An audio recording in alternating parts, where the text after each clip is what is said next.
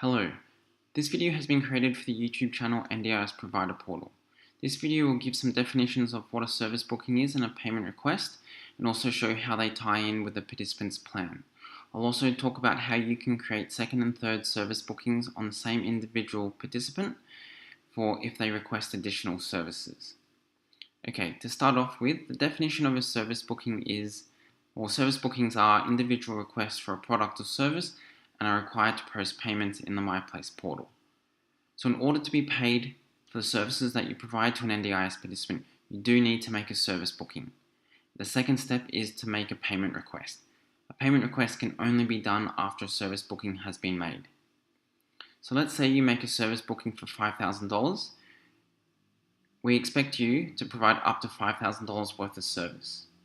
If you provide $4,000 worth of service or an amount that is less than $5,000, you are disadvantaging the participant. If you provide more services beyond that $5,000 limit of the booking, you're at risk of not being paid. Thus, you can create a second or third booking if need be. Okay, here is just a demonstration of how the system works. So the participant has a plan that goes for 12 months. You, the provider, have made a 12-month service booking, and then you can pay yourself after services have been provided. The second scenario is the same participant had their plan reviewed at the beginning of May. You're not made aware of this till you try and make a payment request. That is not successful.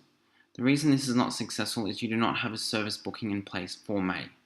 So in order to get around that error, you do need to make a service booking, which is service booking B. The third scenario is that you've been providing services to a participant since January, and you did not know they had an NDIS plan. In May, their plan is reviewed and you are notified. You made a service booking and then you can be paid for the services for May onwards. If you were unaware that they had a previous plan, you can make a service booking on their old plan, if need be. Please be aware that you can only claim for services on their current plan if you're providing services within that date range.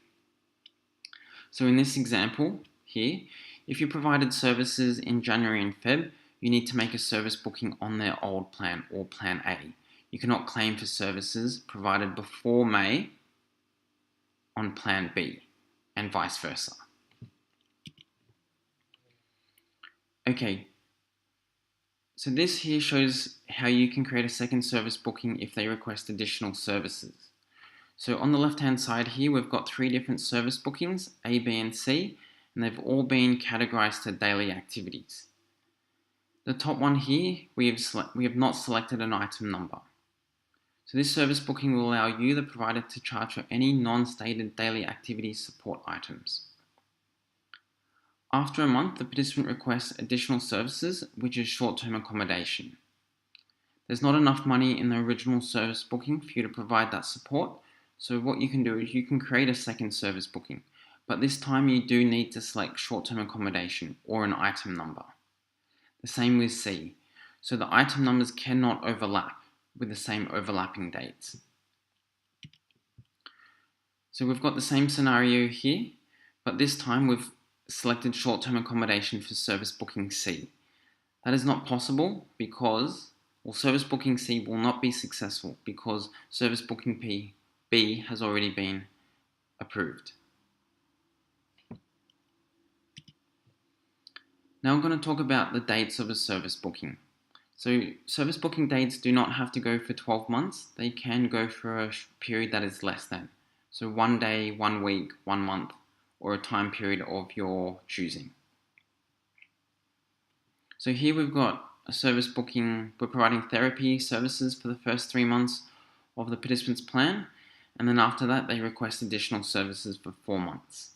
You can create a second service booking, the same details that is, but with different dates, and they will be successful.